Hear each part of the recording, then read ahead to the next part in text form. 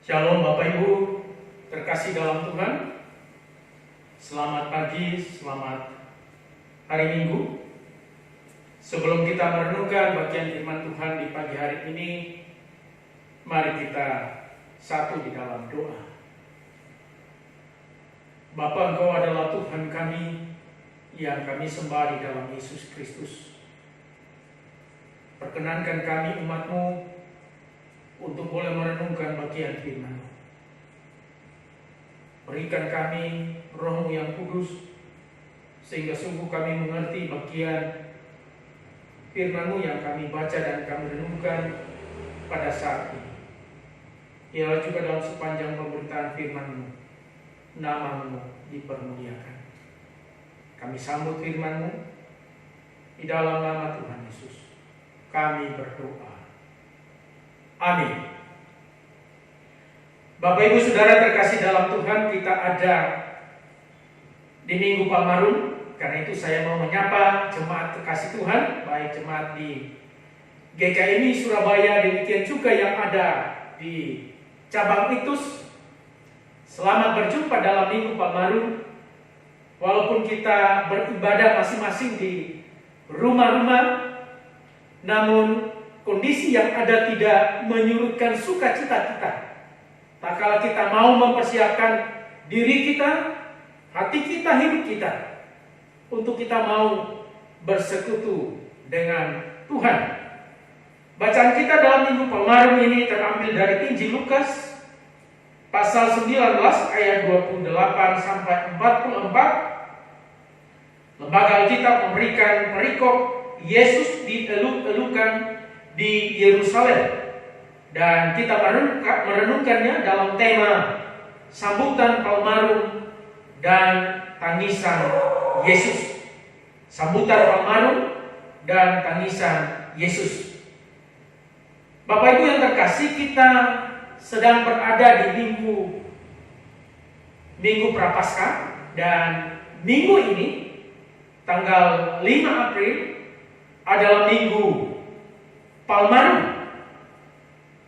Minggu Palmarum adalah minggu yang diperingati 1 minggu sebelum Paskah atau 5 hari sebelum peringatan Jumat Agung. Dan Minggu Palmarum berkaitan dengan peristiwa yang dicatat dalam ketiga Injil, dan dalam Injil Lukas mencatat menjadi bacaan kita dalam Lukas 19 ayat 28 sampai 44, peristiwa ketika Yesus memasuki kota Yerusalem mengendarai seekor keledai muda. Dia disambut dielu-elukan sebagai raja bagi orang Israel. Nah, menarik dalam catatan Injil Lukas atau penulis Lukas bahwa ketika Yesus hendak memasuki kota ini dengan mengendarai seekor keledai muda, dia melihat kota Yerusalem dari jauh, lalu menangisi kota itu. Dalam ayat 41, pertanyaan bagi kita, kenapa Tuhan menangisi kota Yerusalem? Bukankah kota Yerusalem merupakan kota yang dikasihi oleh Tuhan Yesus? Bahkan kota Yerusalem menjadi kiblat rohani bagi orang Yahudi. Oleh karena baik Allah, kehadiran baik Allah, adanya baik Allah di kota Yerusalem yang menjadi simbol kehadiran Allah di tengah-tengah umatnya. Tapi mengapa Tuhan menangisi kota Yerusalem? Tentu ada beberapa alasan yang bisa dikemukakan dari data-data Alkitab. Namun kalau kita membaca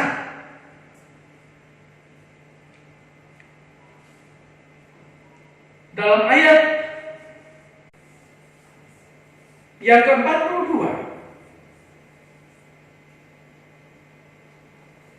tangisan Tuhan Yesus atas kota Yerusalem disebabkan karena penduduk kota itu. Ya, karena penduduk kota itu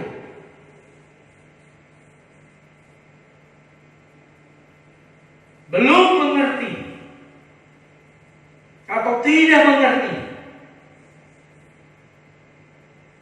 apa yang perlu untuk damai sejahtera mereka. Bapak Ibu Saudara yang terkasih dalam Tuhan, narasi penuturan dari Injil Lukas tentang Tuhan Yesus memasuki kota Yerusalem. Yang pertama, dari aspek Tuhan Yesus, bahwa kepergian Tuhan Yesus ke kota Yerusalem merupakan bagian akhir atau babak akhir dari misi Allah di tengah-tengah dunia ini. Karena sudah menjelang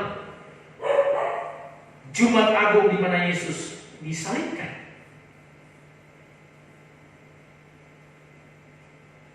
Dan karena itu, kedatangan Tuhan Yesus memasuki kota Yerusalem syarat makna dan syarat simbol. Yesus mengendarai seekor keledai yang muda, yang belum pernah ditunggangi.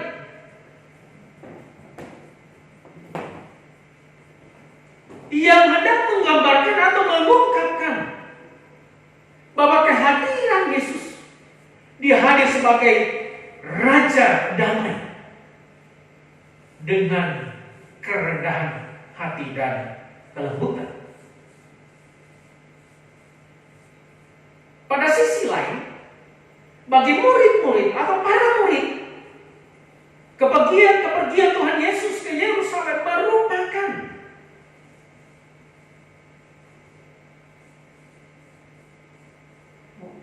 kehadiran seorang raja yang dinanti-nantikan, raja yang akan memulihkan takhta Daud, yang menjadi harapan semua umat Israel pada waktu itu.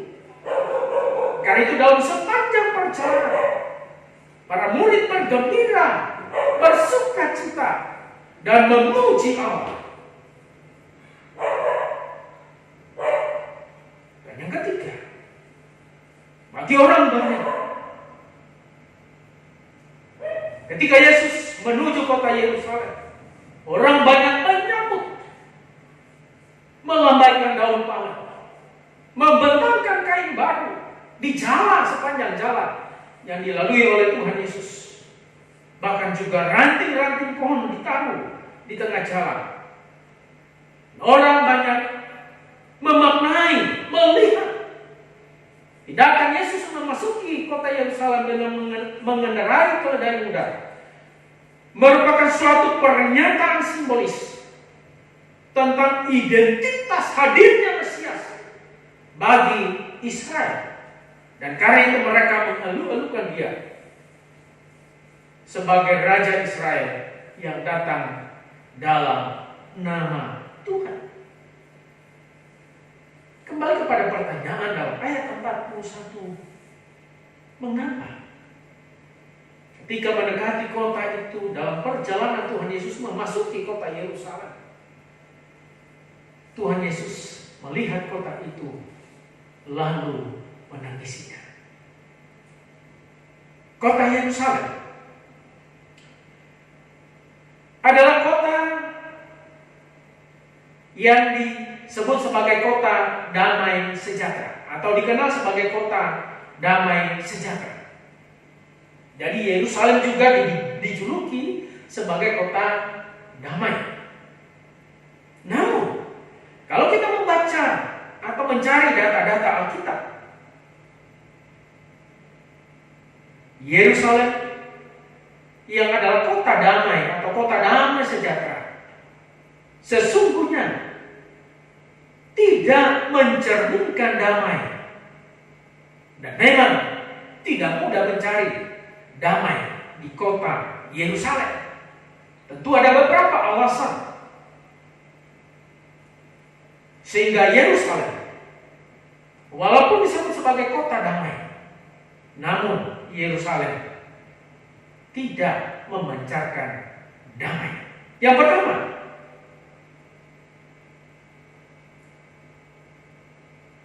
dalam catatan Alkitab, ketika Herodes Agung memerintah dan bertata di Yerusalem, ia pernah memerintahkan pembunuhan massal anak-anak di bawah usia 2 tahun. Dan itu dicatat dalam Matius pasal 2 ayat 16. Sehingga banyak ibu-ibu yang meratap dirhama oleh karena mereka kehilangan anak-anaknya. Dan hal itulah yang membuat pada akhirnya Yusuf, Maria, dan bayi Yesus harus pergi mengungsi, meninggalkan Bethlehem, mengungsi ke Mesir. Bagaimana mungkin Yerusalem dikatakan kota damai jika orang di kota itu bisa dibunuh kapan saja tanpa alasan? Yang kedua, di Yerusalem Yohanes Pembaptis dipenggal kepalanya. Bukan karena dia makar kepada Herodes, tetapi oleh karena keinginan hati istri Herodes, Herodias, yang memang menghendaki kematian Yohanes Pembaptis. Dan pada peringatan ulang tahun, pada akhirnya Herodes memenggal kepala Yohanes Pembaptis dan memberikannya sebagai hadiah ulang tahun bagi istrinya. Yang ketiga, Yesus memasuki kota Yerusalem. Dia dielu-elukan sepanjang jalan dalam penyambutan, baik orang banyak, demikian murid-murid yang mengikutinya, mengiriminya. Orang banyak berteriak sebagai dalam teriakan sukacita menyambut kehadiran Yesus memasuki kota Yerusalem sebagai Raja Israel yang datang dalam nama Tuhan. Hanya berselang beberapa hari, 5 hari dari penyambutan, sejak penyambutan Tuhan Yesus memasuki kota Yerusalem, orang banyak yang sama yang berkarya mengeluh-elukan Yesus. Mereka juga yang berteriak dengan lantang pada hari Jumat, berteriak dengan lantang, salibkan dia, salibkan dia. Dengan kata lain, di kota Yerusalem Tuhan Yesus dihianati oleh orang-orang yang mengiriminya, oleh para pengikutnya. Bapak Ibu Saudara terkasih dalam Tuhan, di kota Yerusalem, catatan Alkitab memberikan referensi bahwa para ahli Taurat dan orang Farisi menafsirkan hukum Taurat sesuka hati mereka, lalu menuntut semua orang untuk melakukannya, sementara mereka sendiri mengabaikannya. Matius 23 ayat 24. Karena itu jika saya mau mengutip syair yang digubah oleh H.A. Pandopo sebagai pengarang banyak nyanyian dalam Kidung Jemaat, dan salah satu yang dia gubah dalam Kidung Jemaat 155 ayat 1, dia mengatakan Yerusalem, kota damai, tidak lagi menjunjung citra surga.